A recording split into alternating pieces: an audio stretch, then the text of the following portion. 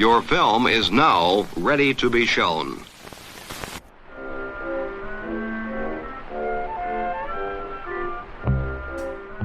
Good morning. I'm Justin Hendrix, editor of Tech Policy Press, a nonprofit media venture intended to provoke new ideas, debate, and discussion at the intersection of technology and democracy.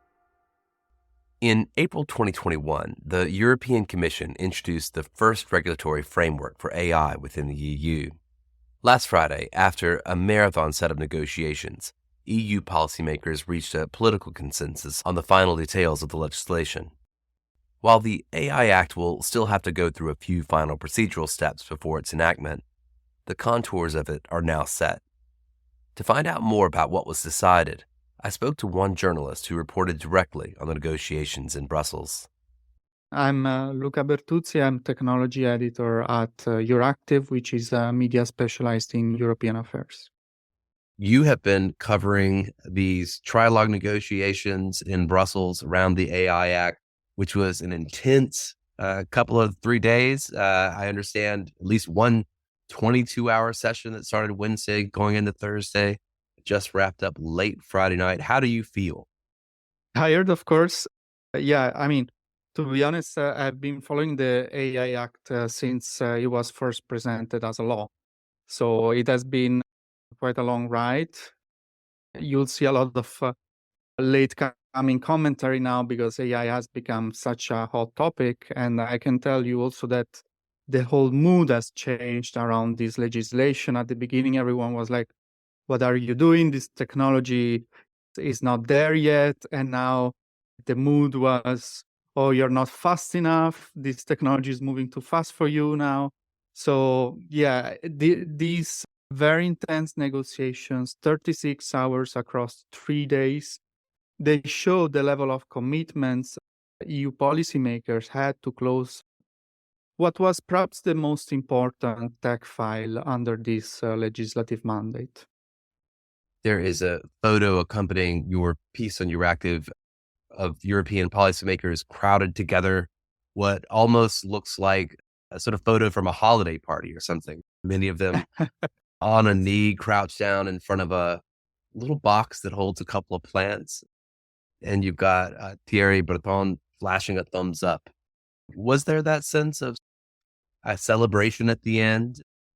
Yeah, of course, these are politicians, so they all look for a PR success. But I think here there was a reason for celebration. First, because this was the first AI law in the Western world. Of course, there is China too, but at the international level, this is most likely going to become the international benchmark, just like the GDPR became the benchmark for data protection. And I can already tell you that there are governments across the world getting in touch with the Commission, discussing this law and how they can replicate it in their jurisdiction. So, of course, there is a human factor there too, because when I talked to sources, some of them, they were so exhausted that I was asking for details that they couldn't remember because it was discussed maybe 12 hours before and they had such a long agenda. But at the end of the day, there was a very high political pressure to close this file also for its international relevance. So things were potentially on the rocks, it seemed like, kind of coming into this. There were even headlines that we had one on Tech Policy Press about the possibility that the AI Act might even fail over disagreements, in particular over how to regulate foundation models. How did that end up shaking out in these negotiations? Yeah, it is true. I think it came very close to that. We have to keep in mind that this was presented in April 2021. Of course, the whole hype around ChatGPT was not there yet. It was the European Parliament that introduced a strong regime for foundation models. At the end, they found a compromise having 2 tiers, so horizontal rules for all models, plus some extra requirements for models that have a systemic risk. there was skepticism from countries like France and Germany because they have their own AI startups that are trying to compete with big tech like Mistral AI and Aleph Alpha. And there was a clear message also coming from ministers from these two countries earlier this week that they considered the text was not mature yet. They asked not to rush. So usually these sort of messages come when you want to derail a legislation. When you hear there is no impact assessment or let's not rush it, it's usually buying time means that you don't want it. And, you don't want it now, why would you want it later? So I wouldn't say we are out of the woods yet because the agreement needs to go through the Council, which represents EU member states. There is still a possibility of France and Germany speaking out against the agreement. I do not think they will go as far as voting against the AI Act, but I do think that, of course, there was so much discussed during the political negotiation that a lot of details will have to be fine-tuned at the technical level. But that also means that things that are also political could change. And for all the declarations that we heard, even the details that we have reported, I mean, this is a provisional agreement. We should keep in mind that. So it is still a moving target. Just to be clear for my listeners, we haven't seen a document yet. There's not a new draft or something that we're able to review. No, I mean, I've seen a couple of working texts, and that's what I've based my reporting on. So, on some articles, there isn't even an agreed text yet. So I think we will see a consolidated version maybe in January. As I said, there will be a lot of technical work ongoing for the next at least 4 weeks. Okay, so let's go through what you have reported because you've given us a great deal of detail on a range of the different points that the negotiations address. First off, kind of a big one, this exemption for national security. Yeah, so this is becoming a recurring thing in EU legislation where countries like France, they want to, basically they don't want their hands tied. And this broad exemption, well, basically, what is national security? It's left to the government to decide. By the EU treaties, the national security is already a national competence. So EU law shouldn't regulate these matters.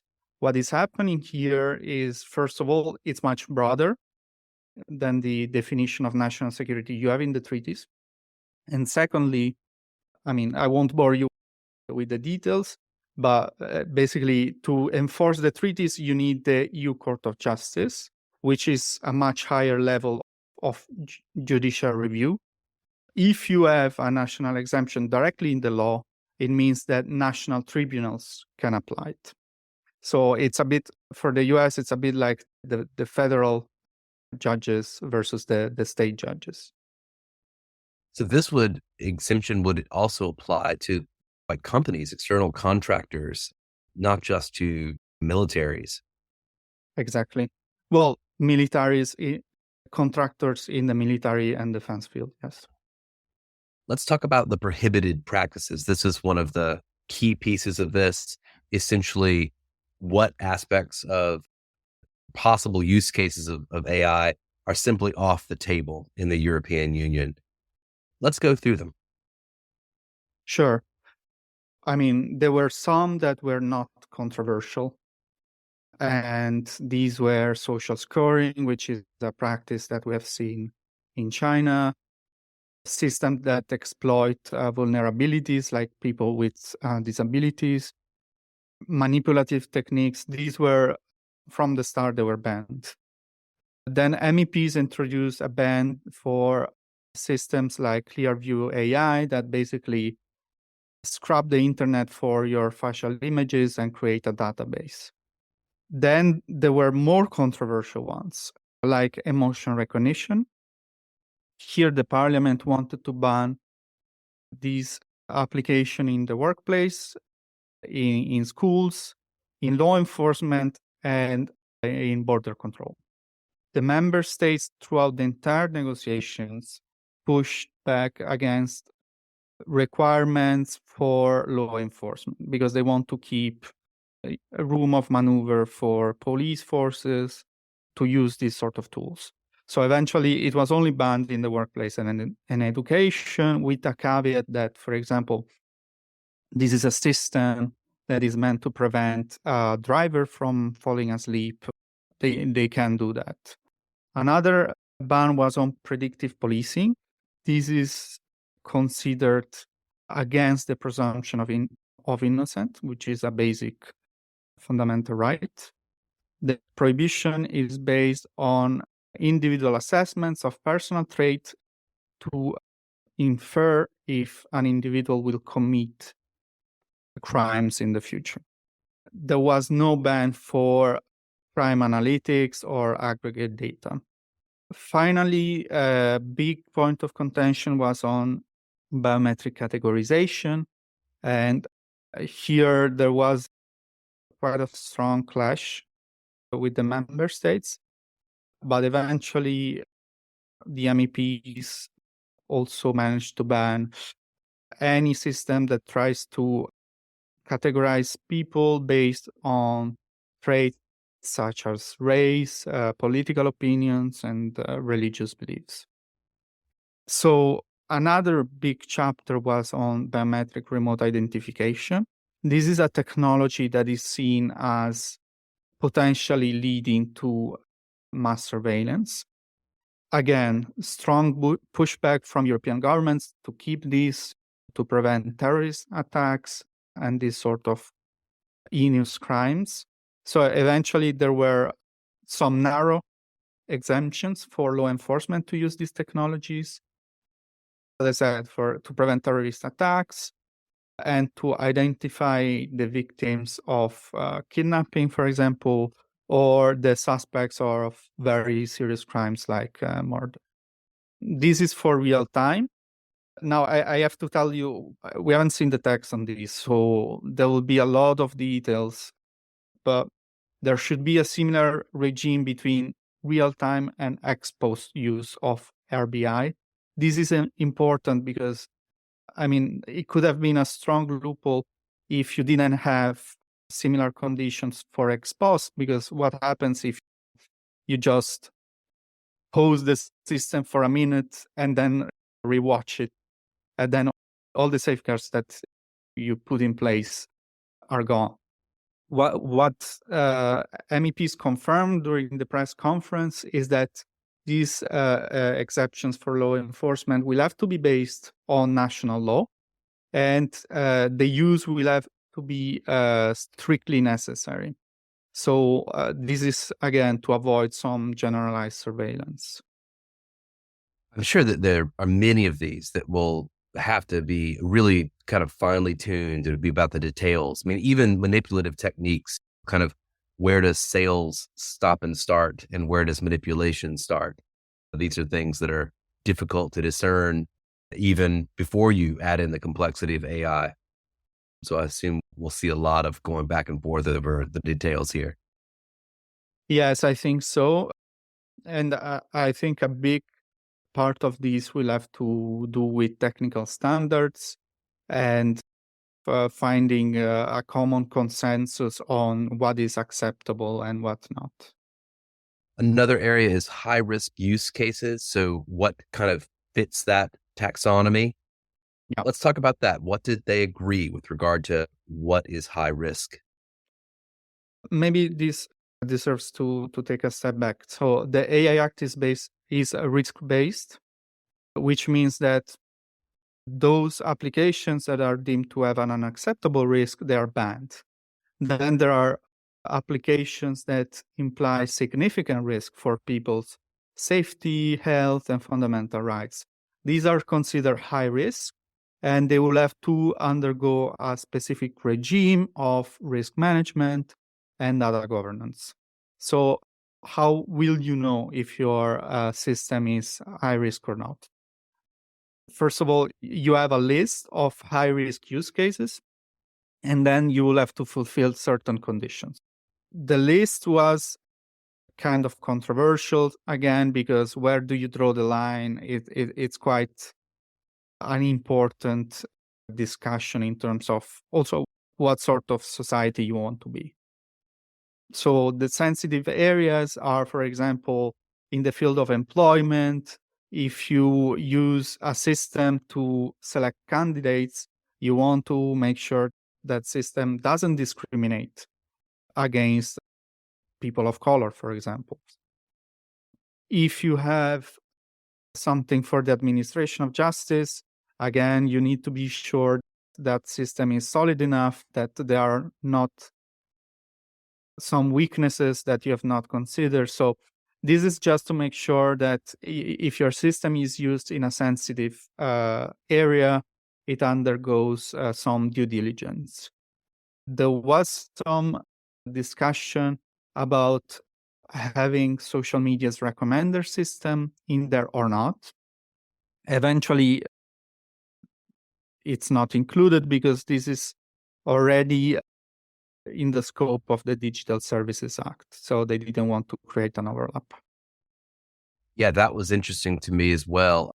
And the extent to which that sort of interacts with this notion of systemic risk in the Digital Services Act, which itself is something that is still yet to be well defined.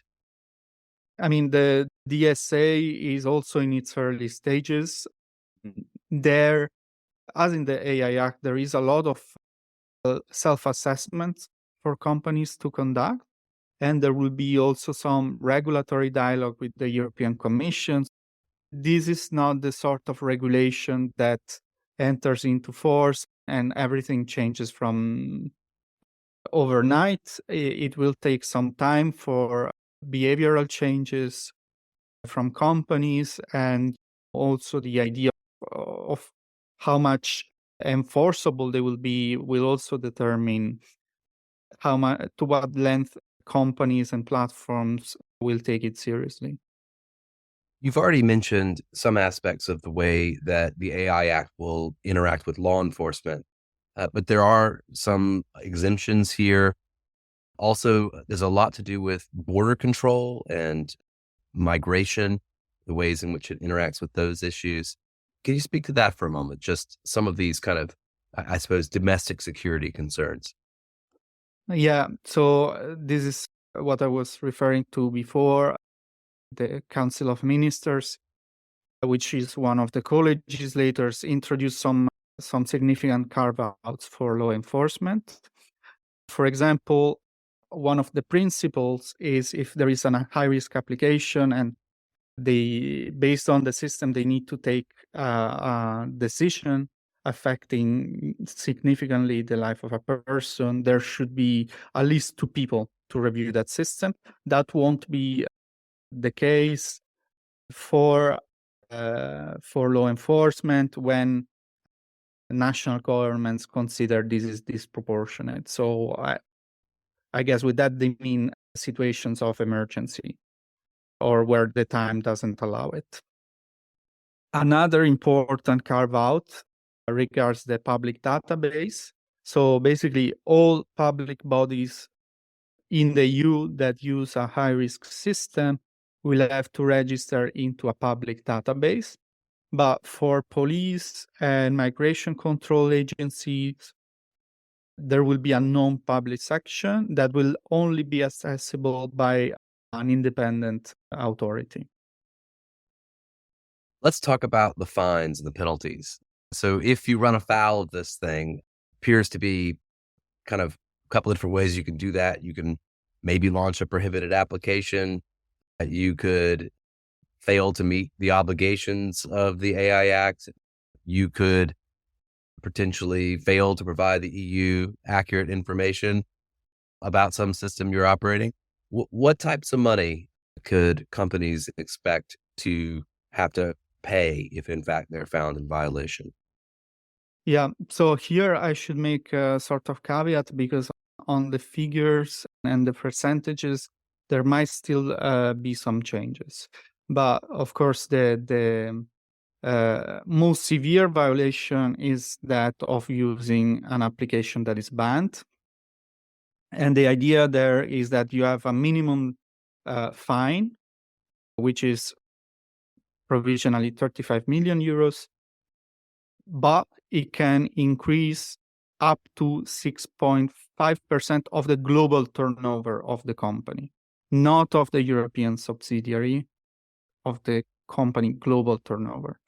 Then, if there are violations of obligations for high risk systems, the minimum is 15 million euros and or 3% of the global turnover, and the lesser violations, let's say, are €500,000 and 1.5%. So overall, 6.5 is quite a significant number for a company. Are there other types of essentially abilities for the European Union to come in and shut down a company entirely, or to otherwise kind of police it if in fact it's found to be, let's say, it's invented some runaway AI that there's a need to pull the plug on the servers immediately? Yeah, in the most severe cases where there is a risk for the European market, the Commission can take an emergency decision and basically ban the system from the EU market. So I understand from your reporting that once this act kind of comes into law or becomes law, it would apply still 24 months afterwards, possibly 6 months for the bans. What can we expect in terms of timing? What remainder of process do we have to go through before this would essentially come into force? Yeah, also on the timeline, these could still move a bit. But yeah, indeed, it should start to apply 2 years after it enters into force. So now what we are going to see is formal adoption. First of all, the consolidated text, probably early next year. Then formal adoption could take 2-3 months. Then it's published on the official journal. So I would say at one point in spring, this will be published and will enter into force after 21 days. So after that, it will enter into applications after 2 years. So we are talking 2026. So still some time ahead, and not impossible to imagine more technological surprises that may come along even in that time. I mean, that was one of the kind of things that occurred, which sort of led to some of the, I suppose, shakiness on the AI Act, was just literally the launch of ChatGPT and the Yeah. recognition that these generative models would be so important. So I suppose we'll see what happens with the tech as well. Yeah, but I mean, you also need to give companies time to adapt and understand what the compliance means for them. Technical standards will play a big role as well. Of course, the technology won't stop for the AI Act. We always knew that. I think the biggest test in Brussels, we use this terminology, future proofness. I find it terrible, but it gives you an idea that there is also a sense that these things should stand the test of time. And the governance model will really be the most important aspect of the law in the long run. Do you have a sense of whether industry had a big impact on this final language? Do you have any sense of the kind of lobbying effort from companies, including Western ones? You've mentioned a couple of EU startups in particular that clearly played a role, especially in this conversation over foundation models. But do you have a sense of what role industry played in these final negotiations? Well, I can tell you that by now, big tech has such a reputation in Brussels that if they lobby against something, they manage to unite the most politicians against them. I think that they surely looked with great attention what Mistral AI and Aleph Alpha have been trying to do. I mean, you have to keep in mind that, of course, lobbies are the heart of Brussels and the heart of policymaking. But the bigger lobbies in Brussels are not companies, they're national governments. And when you have a company like Mistral AI, whose co-founder was state secretary and has direct access to Emmanuel Macron, the French president, and manages to shape the French position, that is the most powerful lobbying you can have. And that is also why this could have derailed and might still derail. I think it's unlikely, but there is still this small possibility. Other than that, I mean, of course, this was the biggest concern for big tech, the foundation model part. And it was since we started hearing about obligations for general purpose AI. For their misfortune, the idea has matured inside the parliament that not only you should regulate at the system level, so the concrete application, but also at the model level. And I think there was a lot of discussion also with researchers from the University of Stanford that played a big role in developing a good understanding of how you should go to the source of the problem rather than just regulating the output. Well, I appreciate so much you joining me on a Saturday with the EU AI Act hangover that I'm sure you share with many of the policymakers who were stuck there in Brussels working this out over the last few days. Thank you so much, Luca, for spending the time. My pleasure. Thank you.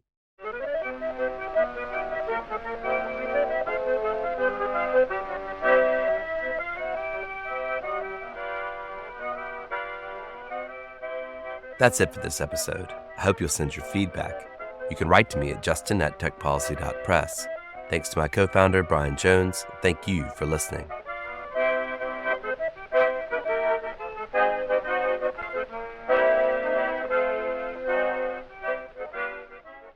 Tech Policy Press.